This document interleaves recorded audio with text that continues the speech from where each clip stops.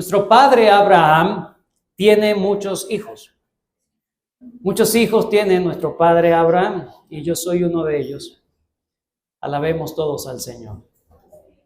No es necesario seguir, pero esta es una de las canciones más doctrinalmente sanas que le podemos cantar a los niños. De hecho, esta yo la aprendí en mi niñez, en las escuelas dominicales. Y se nos presenta a uno de los personajes más importantes de la historia, al cual se le refiere como el padre de la fe, Abraham. Y esta canción dice algo que es correcto. Abraham tiene muchos hijos. Decir que Abraham tiene muchos hijos es básicamente una verdad, porque en varios sentidos lo es. No solamente porque de él se desprende la nación de Israel, todo lo que sabemos de Israel como nación, así que es una muchedumbre de gente que sale a partir de Abraham. Pero también las tres grandes religiones, las principales religiones del mundo, el cristianismo, el judaísmo y el islam, toman precisamente a Abraham como el padre de la fe o como parte de su fe, padre de la fe. Pero más allá, hermanos, de las conexiones étnicas y religiosas que pueden tener las personas con Abraham, la Biblia enseña quién es un verdadero hijo de Abraham. No solamente enseña quién es un verdadero hijo de Abraham, sino quién es un verdadero hijo de Dios. ¿Quién es un hijo de Dios? El que tiene la misma fe de Abraham. Gálatas capítulo 3, versículo 7, dicen las Escrituras: sabed, por tanto, que los que son de fe, estos son hijos de Abraham. En el mismo capítulo, Gálatas 3, pero ahora el versículo 29, sigue diciendo el apóstol Pablo: y si vosotros sois de Cristo, ciertamente linaje de Abraham sois y herederos según la promesa. Así que ser un hijo de Abraham es ser un hijo de Dios, estar en Cristo es ser un hijo de Dios, es ser linaje de Abraham por la fe. El tema de Génesis capítulo 12 que vamos a considerar en esta mañana, versículos 1 al 9, el tema principal es el principio de la fe de Abraham. El principio de la fe de Abraham, o también se puede decir la fe incipiente del padre de la fe. La fe incipiente, ¿verdad? Que comienza, la fe incipiente del padre de la fe. Aunque Génesis capítulo 12 del 1 al 9 nos habla del llamamiento que Dios hace a Abraham, el tema realmente allí es la verdadera fe en su estado inicial. La verdadera fe en su estado inicial. Lo que nos dice entonces es que esa fe comienza no de manera perfecta, sino que es perfeccionada poco a poco por Dios mismo. Lo que comienza con una fe pequeña, al final de la vida de Abraham vamos a ver una fe fuerte. Eso significa que toda verdadera fe, la fe que Dios da al creyente, comienza y termina de una forma cualitativamente diferente a cómo comenzó. Así que en esta sección, versículos del 1 al 9, hablando de esa fe incipiente del padre de la fe, Moisés se enfoca en dos asuntos particulares o primordiales. En primer lugar, los versículos del 1 al 3, Moisés, quien escribe el libro de Génesis, Moisés nos habla en primer lugar de la naturaleza del llamamiento de Abraham. La naturaleza del llamamiento de Dios a Abraham, versículos 1 al 3. Y en segundo lugar, vamos a ver, o Moisés redacta, la respuesta de Abraham al llamado de Dios.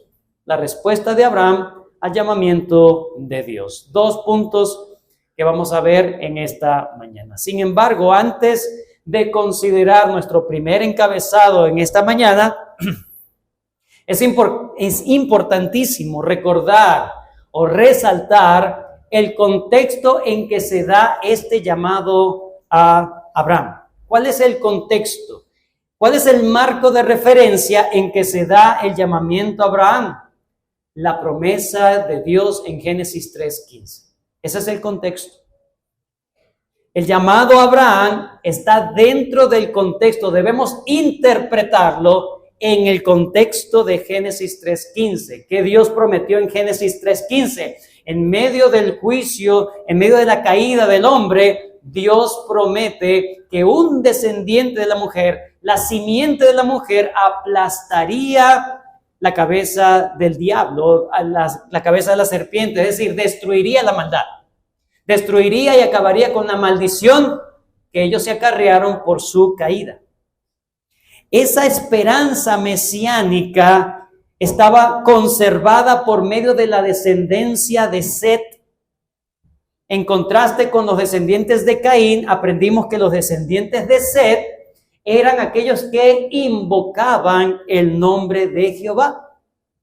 Pero luego del diluvio, o mejor dicho, antes del diluvio, vemos cómo esas dos genealogías se empiezan a mezclar y se pierde la distinción entre los piadosos y los impíos. Así que Dios envía el juicio del diluvio y luego del juicio del diluvio, esa promesa debió mantenerse latente entre los descendientes de Sem, que es uno de los hijos de Noé.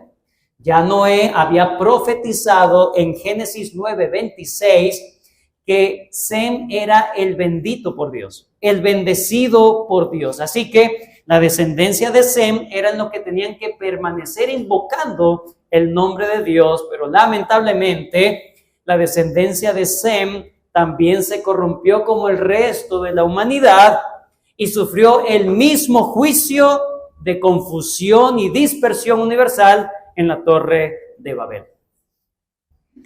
Es entonces en este contexto de juicio que Moisés escribe, lo vimos la semana pasada, escribe el sexto y el séptimo Toledot, ¿sí? Generaciones, la generación de Sem a Taré y la generación de Taré hasta Abraham. Lo vimos la semana pasada para decirnos lo siguiente: las cosas no están perdidas, no todo está perdido. Dios estaba trabajando, está obrando para conservar su plan de redención.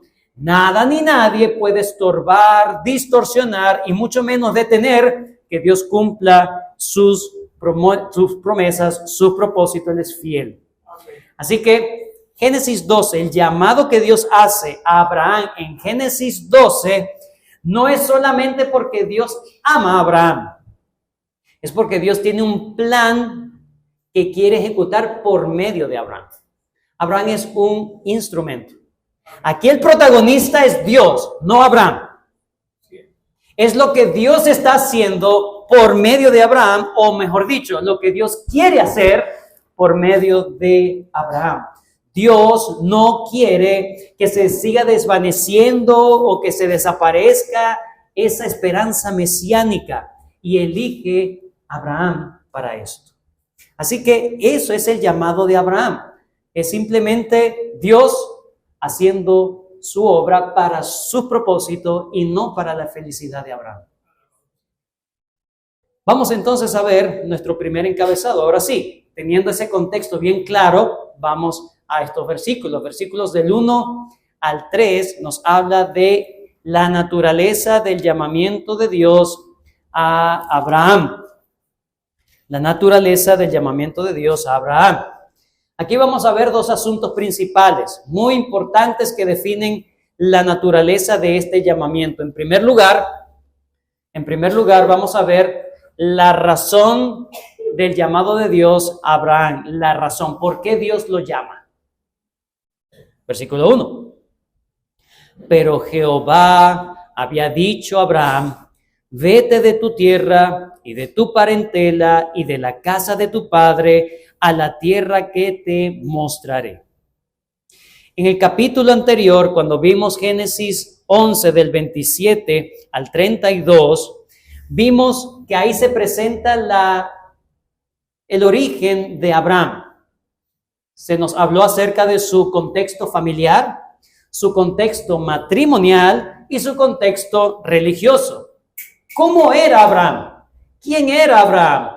Abraham era un pagano igual que cualquiera otro en la faz de la tierra. No se dice de Abraham como se dice de Noé, por ejemplo. De Noé, que era perfecto en sus caminos en medio de una generación perversa. No, Abraham era otro pagano igual.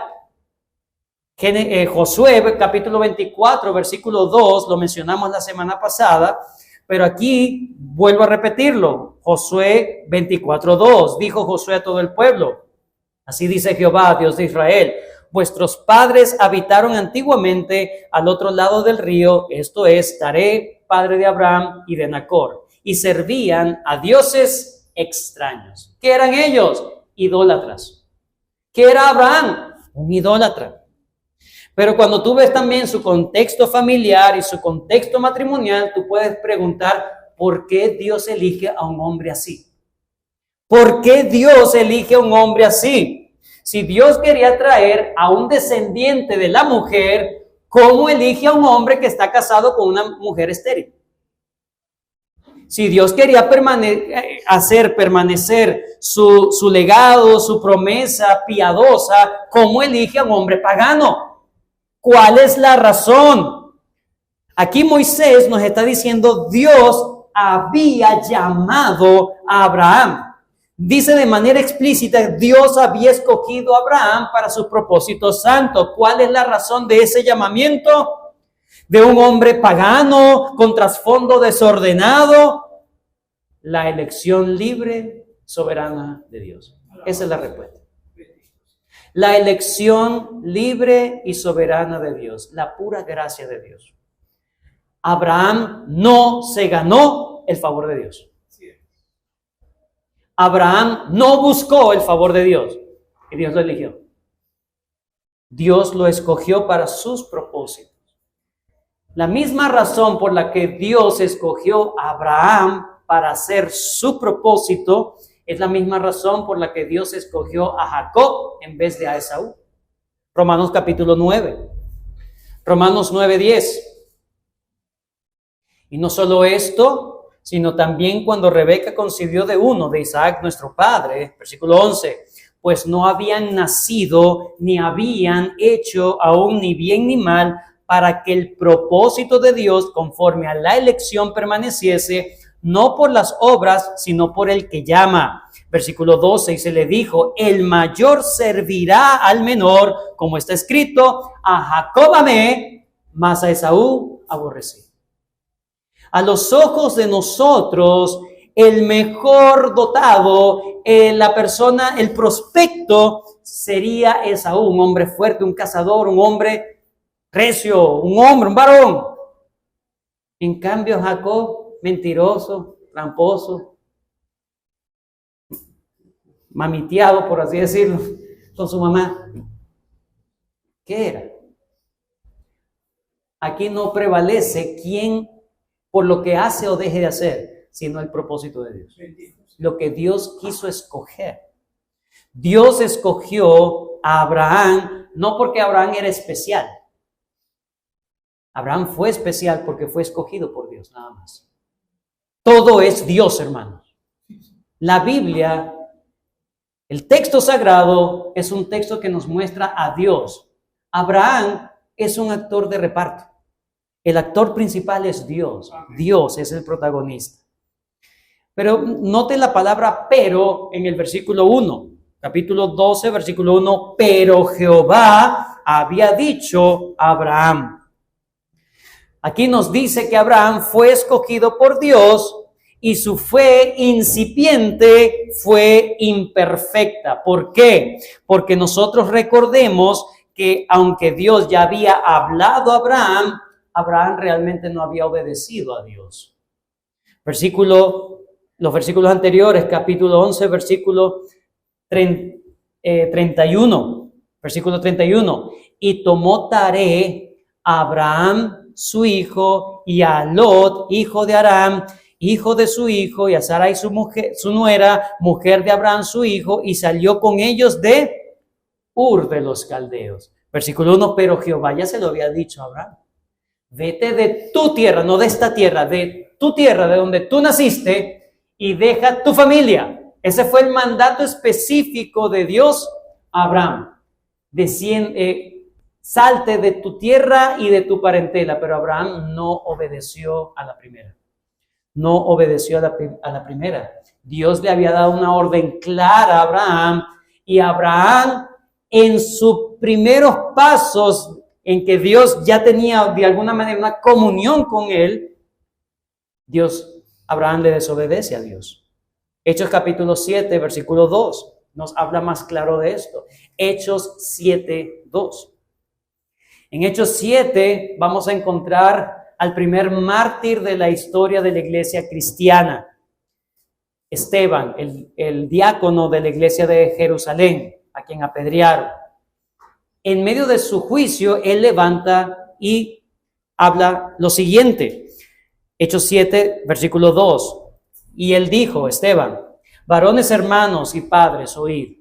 El Dios de la gloria apareció a nuestro padre estando en Mesopotamia. No le apareció en Harán, lo apareció en Mesopotamia, pero Dios ya le había dicho a Abraham. Y le dijo: sal de tu tierra, de tu parentela, y ven a la tierra que yo te mostraré. Entonces salió de la tierra de los caldeos y habitó en Harán. Pero esto no fue una obediencia. Esto es porque Taré se lo llevó.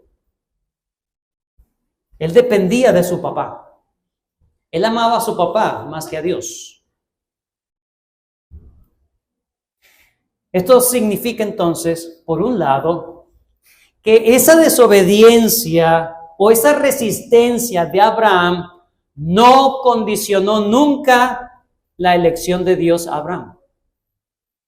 Dios elige no por lo que haga o deje de hacer, simplemente porque Él quiere elegir. Y en segundo lugar, no significa que Dios se equivocó.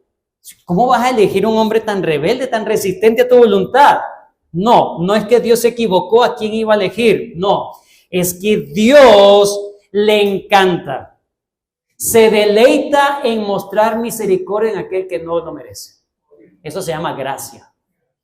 Eso se llama gracia. Miqueas capítulo 7.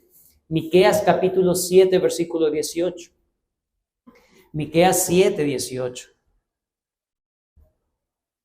¿Qué Dios como tú, que perdona la maldad y olvida el pecado del remanente de su heredad? No retuvo para siempre su enojo, porque se deleita en misericordia. A Dios le encanta tener misericordia de aquel que no lo merece. De aquel que no lo merece. Versículo 19, Él volverá a tener misericordia de nosotros, sepultará nuestras iniquidades y echará en lo profundo del mar nuestros pecados. ¿Por qué es elegido entonces Abraham? Porque es un hombre, ese sí es el prospecto para saber a quien Dios quiere darle gracia. No se lo ganó. Romanos capítulo 4, versículo 4, Pablo dice que es verdaderamente la gracia. Romanos 4:4 dice: pero al que obra no se le cuenta el salario como gracia, sino como deuda. Entonces, no es que Abraham se lo ganó, simplemente Dios tiene misericordia de Abraham. Y esa misericordia de Abraham fue elegido por Dios y Dios le mostró misericordia, y a pesar de su resistencia, eso no estorbó los planes de Dios.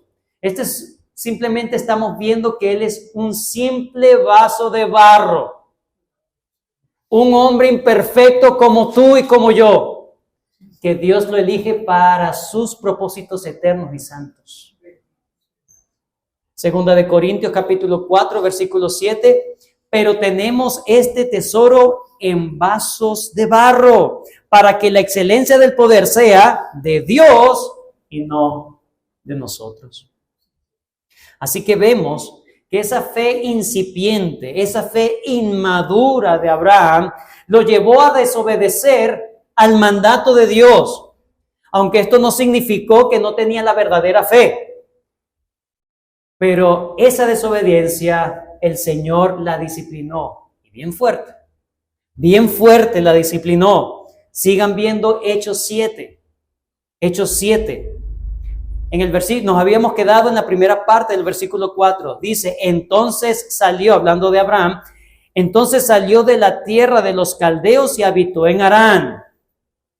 Y de allí, muerto su padre, Dios le trasladó.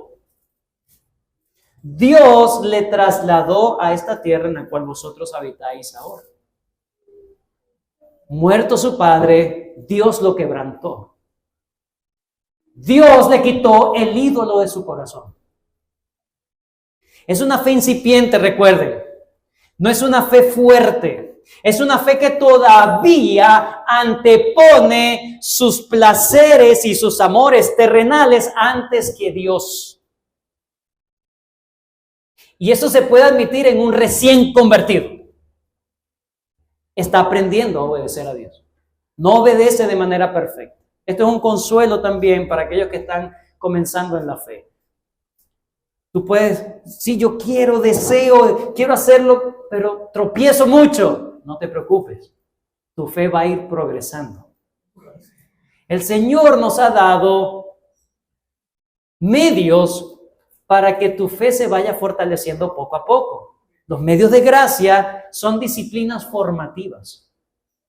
Es una responsabilidad de cada creyente ir a los medios de gracia, buscar los medios de gracia para ir aumentando su fe. Pero si somos irresponsables, el Señor no te va a dejar perder, no te va a dejar como un niño espiritual. El Señor te va a disciplinar. Si eres verdadero hijo de Dios, si eres verdadera hija de Dios, el Señor tarde o temprano te va a empezar a disciplinar.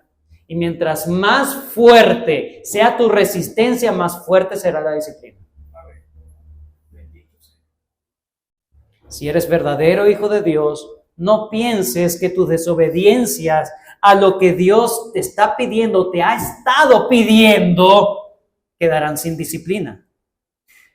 Hermano, no es sabio tener la disciplina de Dios, esperar la disciplina de Dios para tener la seguridad de que eres un hijo de Dios.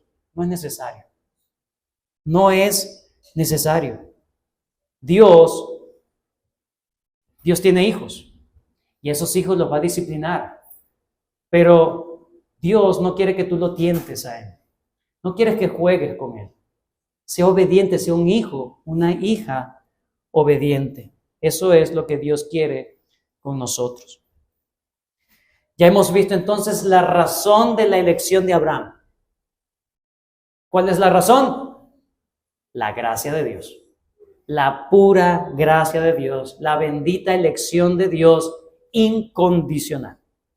En segundo lugar, en esta primera parte, las promesas, vamos a ver las promesas hechas en el llamado de Dios a Abraham. Estamos viendo la naturaleza del llamado. Hemos visto la razón por qué lo llama y ahora vamos a ver en sí qué le está prometiendo Dios a Abraham. Y en estos dos versículos, versículos 2 y 3,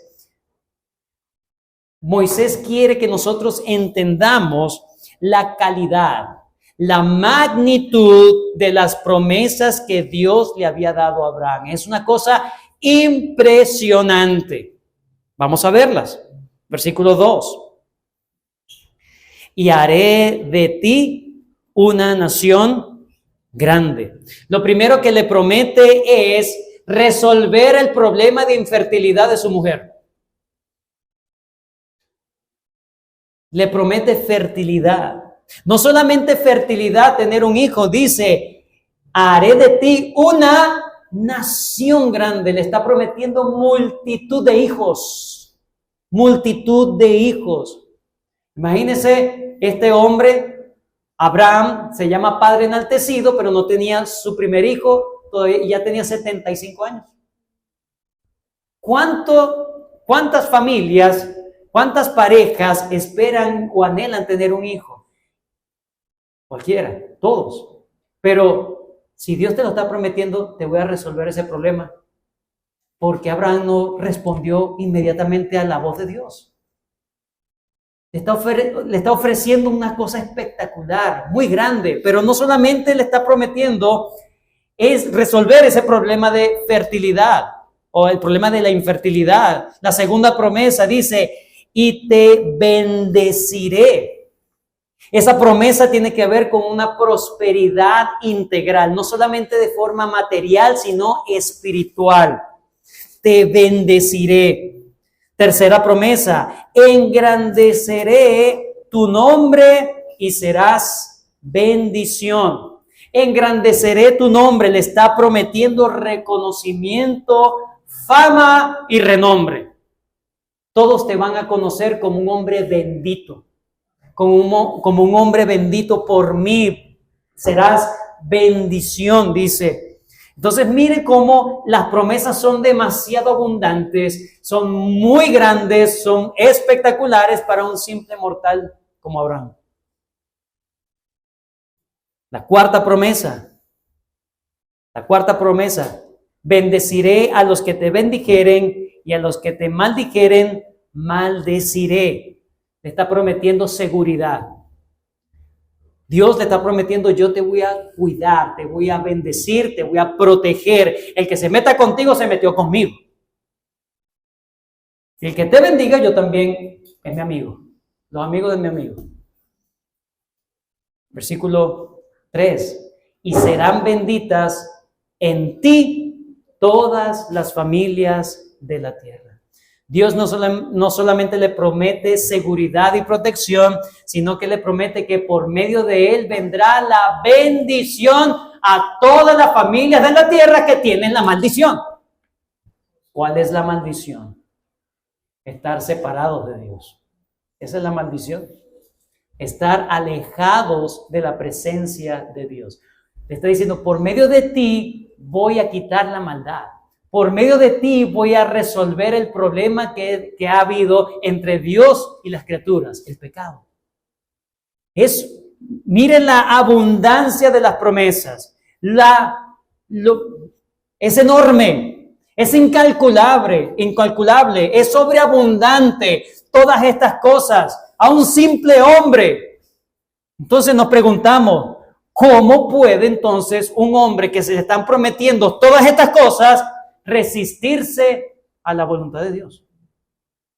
¿Sí me doy a entender? Mira el contraste. Le está prometiendo una cosa espectacular, muy grande. Y este hombre simplemente no obedece.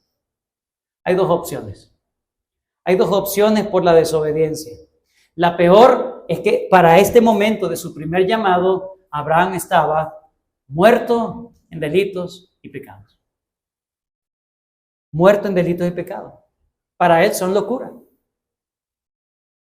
La segunda opción es que su fe era bien inmadura y no podía entender la magnitud de lo que se le estaba pidiendo.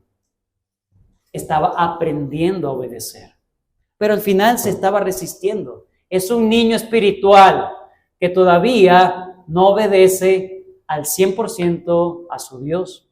Primera de Corintios 3, capítulo 3, versículos 1 al 3, Pablo de alguna manera nos dice cómo se comporta un niño en la fe. ¿Cómo se comporta un niño en la fe? Primera de Corintios 3, del 1 al 3, dice, de manera que yo, hermanos, no pude hablaros como a espirituales, sino como a carnales, como a niños en Cristo. ¿Qué es un niño en Cristo? Alguien que es carnal. ¿Pero cómo es eso? Versículo 2. Os di a beber leche y no vianda, porque aún no erais capaces ni sois capaces todavía. Qué interesante que estas palabras está diciendo, antes no era capaz y todavía no eres capaz. No hay progresión, no hay crecimiento. Versículo 3. Porque aún sois carnales. ¿Cómo se evidencia? Pues habiendo entre vosotros celos, contiendas y disensiones, ¿no sois carnales y andáis como hombres? Andáis como hombres. ¿Qué significa eso? Bueno, esos celos, esas contiendas, esas disensiones es lo que distingue precisamente a los que son hijos del diablo. Un cristiano carnal Es una persona que se comporta como un mundano más. Como un mundano. Resuelve las cosas como un mundano. Piensa como un mundano. Hace las cosas como un mundano. Desea las cosas que desea un mundano. Casi no hay diferencia entre él y un mundano. Por eso dice, andáis como hombres.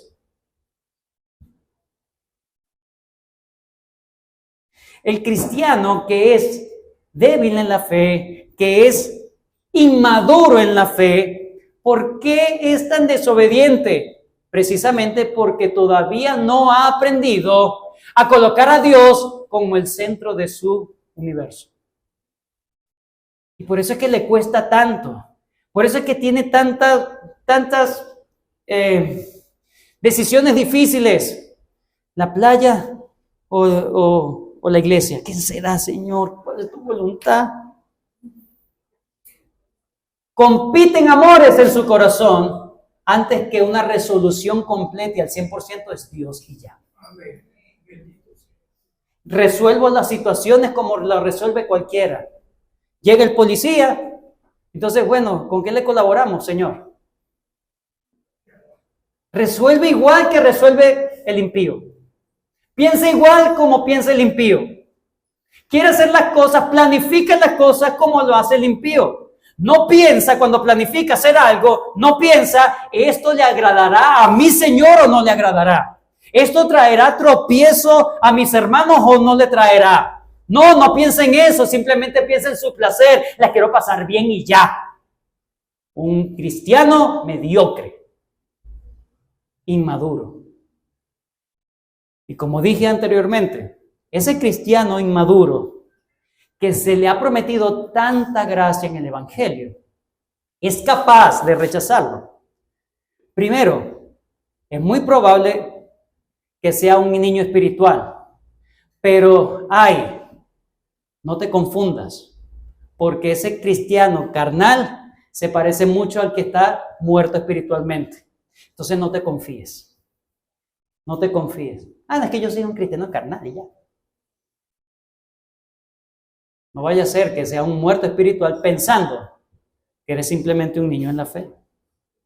Hermano, Abraham no era un hombre distinto a ti y a mí, que antepone en muchas ocasiones los bienes temporales, los placeres temporales, antes que la gloria y el reino de Dios. Pero Abraham fue disciplinado fuertemente por Dios para quitar de su corazón esos ídolos que compiten su amor a Dios. Sí, él no era perfecto, pero él aprendió. Él aprendió. Porque un verdadero hijo de Dios, Dios lo va a disciplinar para empezar a purificar esa fe. Él tuvo que aprender. Él tuvo que aprender a anteponer las cosas de Dios antes que el mundo. Dios le quitó a su padre y él se desbarató. Él dijo, Señor, ganaste, perdón, ganaste. Ahora empieza a responder de una manera diferente, con el trato disciplinario de un Dios, de su Padre amoroso. No solamente para pasar a nuestro último punto, nuestro segundo punto, para hablar de esa respuesta de Abraham al llamado de Dios, no solamente debemos ver estas promesas simplemente como un acto de gran amor y bondad y misericordia de Dios a un hombre simple como Abraham. No es solamente eso, aunque sí lo es, por supuesto. Pero Dios no se lo promete simplemente por prometerlo, no. Dios promete estas cosas porque cada una de estas cosas son necesarias y contribuyen para el plan de Dios. Cada una de estas promesas son necesarias. Dios las está dando porque cada una cumple un rol fundamental. Todas van a funcionar para que se cumpla el propósito de Dios y no el bienestar de Abraham. No la felicidad de Abraham, sino el reino de Dios, que es más grande. Así opera Dios en la vida de cada uno de nosotros. Cada cosa que el Señor te permita disfrutar, no piensas, gracias porque me amas tanto. No. Piensa, ¿esto en qué contribuye al reino de Dios? Eso es empezar a crecer en la fe. ¿Cómo esto contribuye al reino de Dios? Veamos nuestro segundo y último punto. Ya hemos visto entonces la naturaleza del llamamiento de Dios a Abraham. Terminemos viendo la respuesta de Abraham a ese llamamiento de Dios. Versículos 4 al 9. Ya entendimos, hermanos, que Dios llamó a Abraham. Al principio él respondió de manera contraria a lo que Dios le había pedido, pero luego que Dios lo disciplina, entonces este hombre que había sido fuerte para con Dios, ahora se deja dominar por Dios.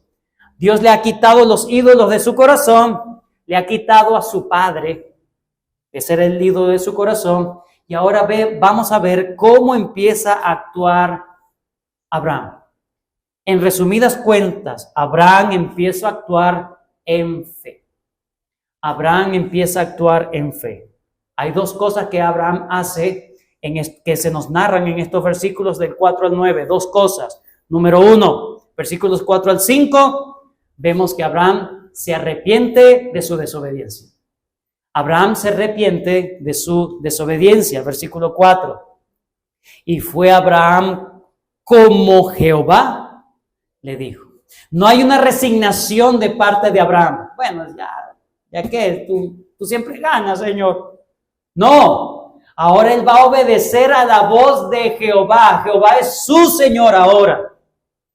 Ya no hay competencias de amores en su corazón. Ahora él quiere obedecer. Se ha rendido verdaderamente a Dios. No solamente le ha dicho, Señor, has ganado, sino, Señor, me he entregado. Ahora está haciendo lo que antes no había hecho.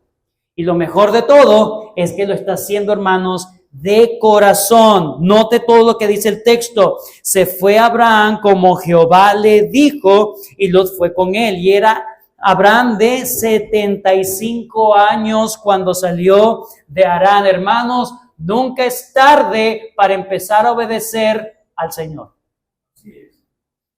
Nunca es tarde para entregar tu vida a Cristo. Nunca es tarde. Es que yo he hecho cosas muy malas. O sea que Cristo no puede perdonar eso. No puede. Cristo te ofrece la salvación. Versículo 5. Mire la resolución del actuar de Abraham. Tomó pues Abraham a Sarai su mujer, a Lot hijo de su hermano y a todos sus bienes que habían ganado y las personas que habían adquirido en Harán y salieron para ir a tierra de Canaán y a tierra de Canaán llegaron. La resolución de la obediencia de Abraham nos habla de que él ahora se ha entregado absolutamente a los planes de Dios y no a sus propios planes. De hecho, esto es lo que nos dice en Hebreos 11 cuando se habla de Abraham y de la fe de Abraham. ¿Cómo sabemos que Abraham actuó en fe? Por la obediencia a la voz de Dios. Hebreos 11:8. Hebreos 11:8. Por la fe, Abraham, siendo llamado, obedeció. Sabemos que él obedeció después de la disciplina, ¿verdad? Pero dice, habiendo sido llamado, terminó obedeciendo. Obedeció para salir al lugar que había de recibir como herencia y salió sin saber a dónde iba. No es una contradicción. No es que en Hebreos 11 dice que él no sabía y en Génesis dice que él iba camino a Canaán y a Canaán llegó como si ya supiese. No, es que él no sabía todos los detalles, pero sí sabía a dónde tenía que ir. Note que la obediencia de Abraham es una obediencia ejercitada porque tiene fe. El que tiene fe, tarde o temprano, va a obedecer a Dios verdaderamente. Verdaderamente. No con resignación, no con frustración. El Señor dice que no vaya para allá. No. Bueno, voy a tener que obedecerlo. No, hay una honra en la obediencia. Una honra en la obediencia. Ahora Abraham es obediente de forma voluntaria. No lo están obligando, aunque Dios ha hecho todo para quebrarlo. Pero ahora Dios ha verdaderamente conquistado el corazón de Abraham. Y eso se nota en la forma en cómo él empieza a responder a la voz de Dios. Dios lo ha dotado para responder así, porque la fe es un don de Dios. Él actúa obedientemente porque él tiene el don de Dios, la fe. Por la fe obedeció. Las acciones de Abraham entonces son voluntarias. Él se ha rendido completamente a los designios de Dios. Ya no tiene pelea con Dios. Ya no tiene un corazón dividido entre dos amores. Sobre todo, no hay amargura con la providencia de Dios.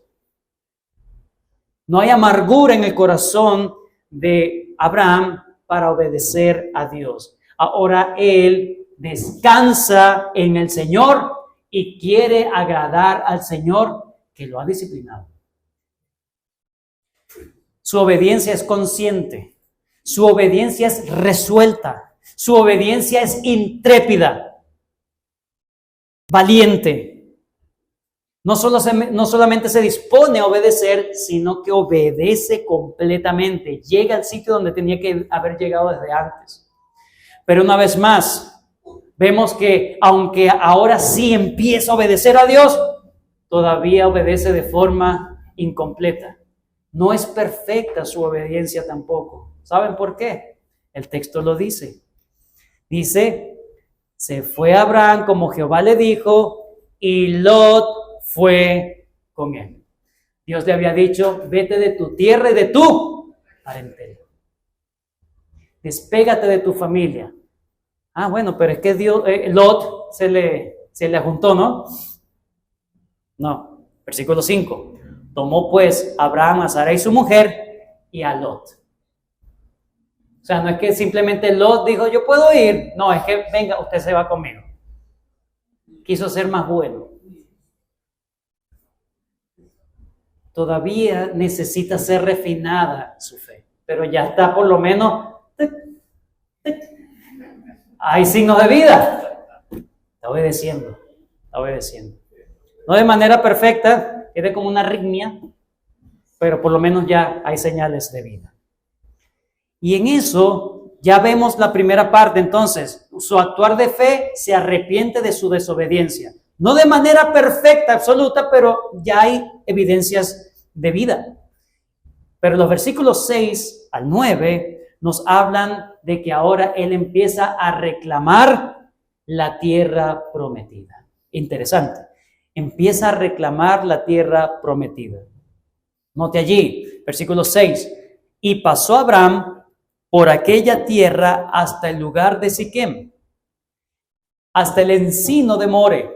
Y el cananeo estaba entonces en la tierra. Y apareció Jehová a Abraham y le dijo, a tu descendencia daré esta tierra. Y edificó allí un altar a Jehová, quien le había aparecido.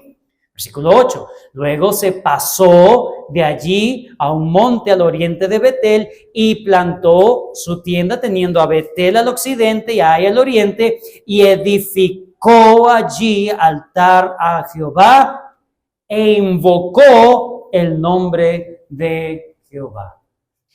Esta frase, e invocó el nombre de Jehová, es una relación que tenemos que hacer con los descendientes de Set, aquellos que empezaron a invocar el nombre de Jehová. Vemos entonces que Abraham está cumpliendo el plan de Dios. ¿Cuál era? Rescatar la promesa mesiánica. Pero noten lo que está haciendo Abraham. Está haciendo dos cosas. En eso de reclamar la tierra, está haciendo dos cosas. Número uno, Abraham es un peregrino en esta tierra. Se está moviendo de forma peregrina, es decir, no se está estableciendo en un lugar fijo, sino que se está moviendo de arriba, de norte a sur, de este a oeste, se está moviendo por toda la tierra. Y en segundo lugar, está estableciendo altares de adoración a Jehová. Peregrino, adorador. Un peregrino, adorador. Cuando se habla de peregrinar por esta tierra, no solamente significa que está explorando la tierra, a ver qué hay aquí, qué será. Aunque esto puede ser una conexión que Moisés está haciendo con el pueblo de Israel, que va a entrar a la tierra prometida y que va a enviar unos espías.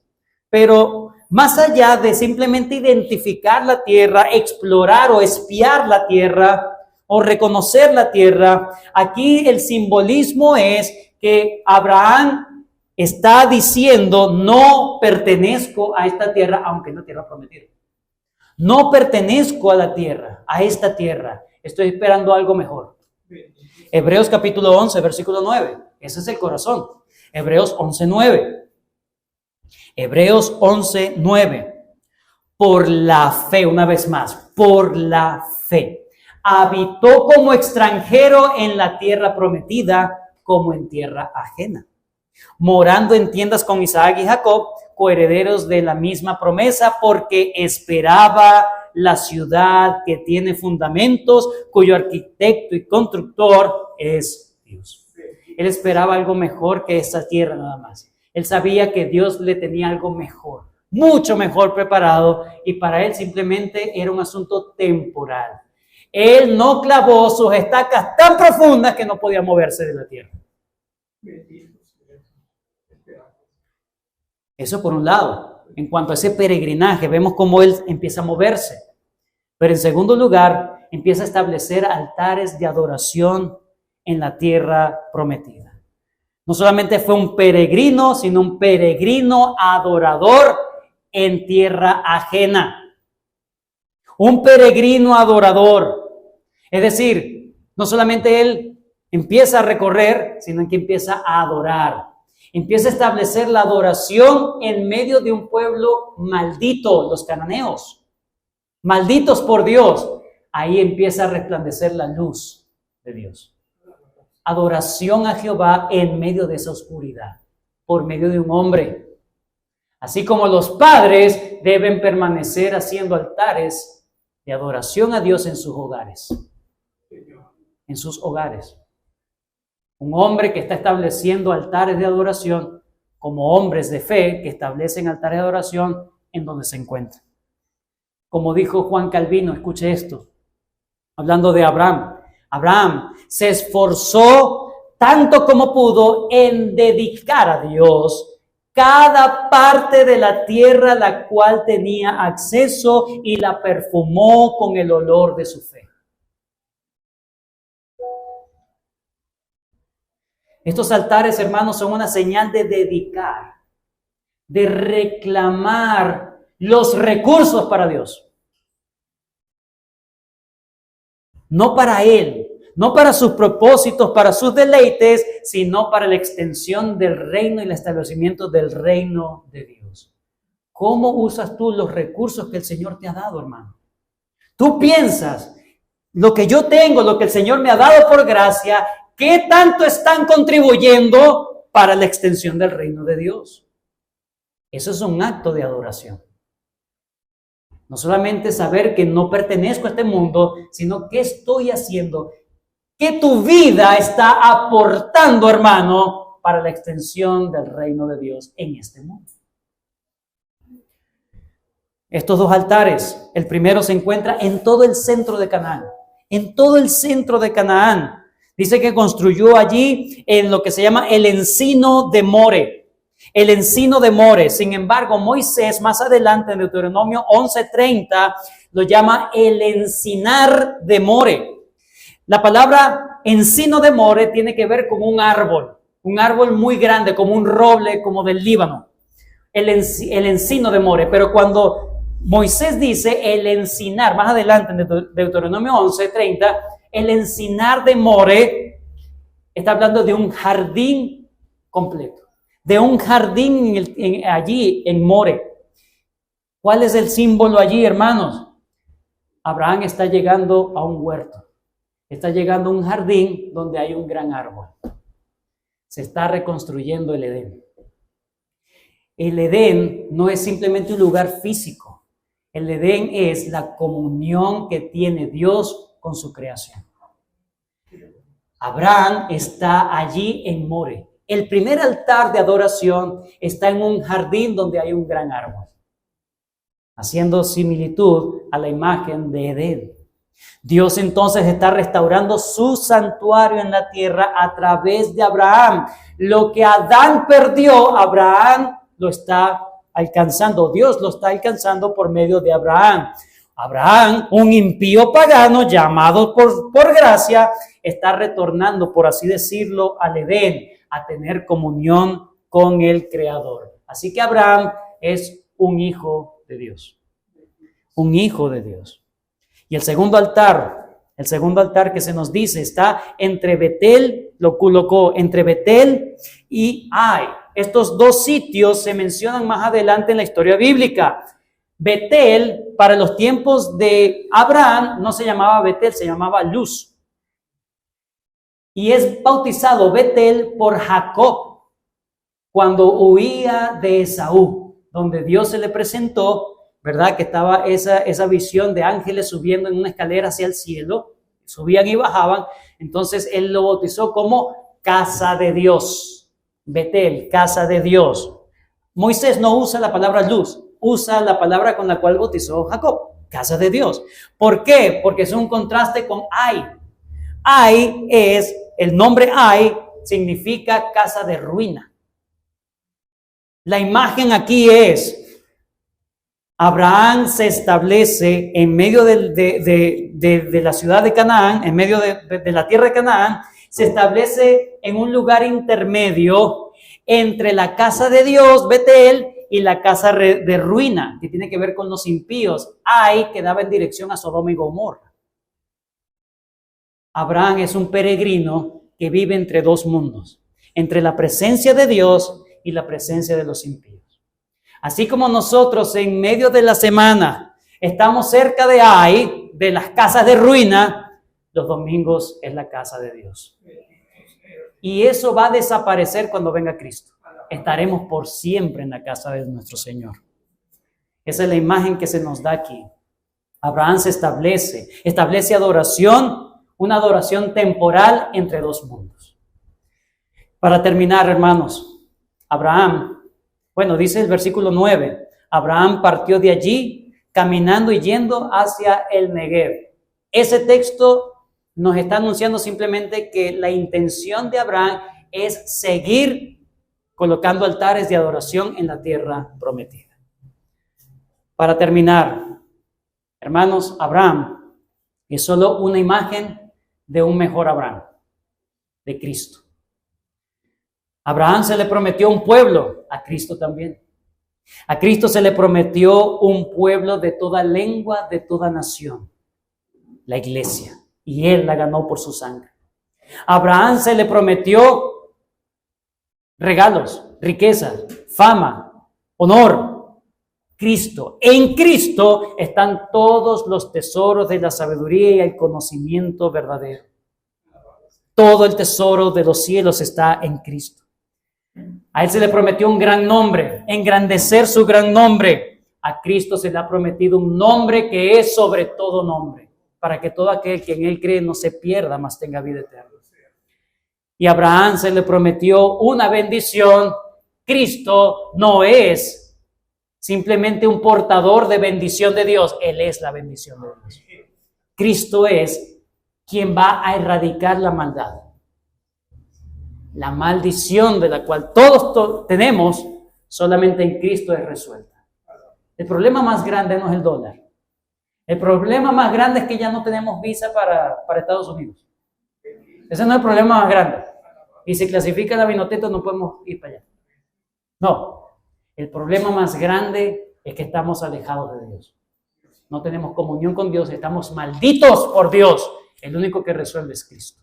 Amén. Dios se lo prometió a Abraham, en ti serán benditas, pero en Cristo son benditos. Cristo también es un mejor Abraham, porque en él se restaura, en Cristo se restaura la adoración perfecta a Dios. Adoración perfecta. En él no solamente tú adoras, tú eres un olor grato a Dios si estás en Cristo. En Cristo, Dios no te deja como simplemente un peregrino en este mundo. Él te está construyendo moradas en el cielo. Moradas para estar por siempre en su habitación. En conclusión, la fe incipiente del padre de la fe no fue una fe perfecta, pero sí fue una fe verdadera. Fue una fe que se empezó a robustecer luego de una gran disciplina divina. él termina entonces obedeciendo y honrando a Dios. Dios escogió a Abraham, le dio promesas increíbles, lo dotó con el don de la fe y comenzó a trabajar en su fe imperfecta para hacer su voluntad.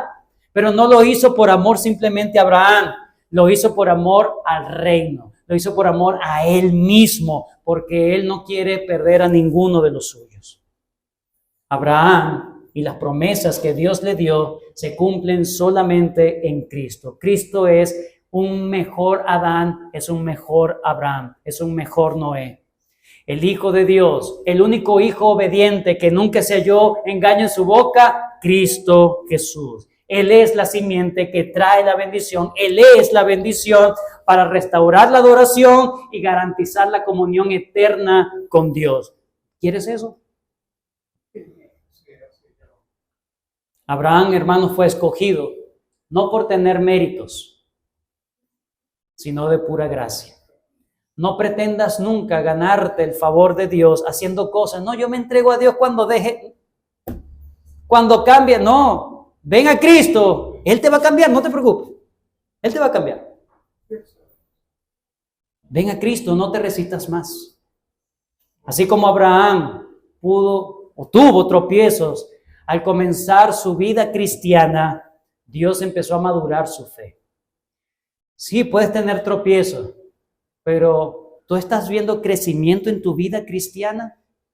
¿Te estás despegando de la mundanalidad en tu vida? De seguro, Dios, si eres hijo, hija de Dios, Dios va a trabajar contigo. Tómalo así. Pero sé responsable en usar los medios de gracia. ¿Vas a seguir viviendo entonces, hablando, diciendo, actuando como un mundano? Por último, en Cristo está la bendición. ¿Tienes tú la bendición? ¿Tienes tú hoy la bendición? Puedes decir, la maldición del pecado está erradicada en mi vida porque estoy en Cristo Jesús. ¿O vas a seguir resistiendo esta gran oferta que Dios te da por medio del Evangelio? Estas grandes promesas que Dios te da por el Evangelio, ¿las vas a seguir resistiendo? Que el Señor nos ayude. No seamos orgullosos para rechazar esta generosa oferta. El Señor es lento para la ira, es grande en misericordia. Hoy es día para arrepentirte y para venir a Cristo. Oremos. Gracias por tu bendita palabra, Señor.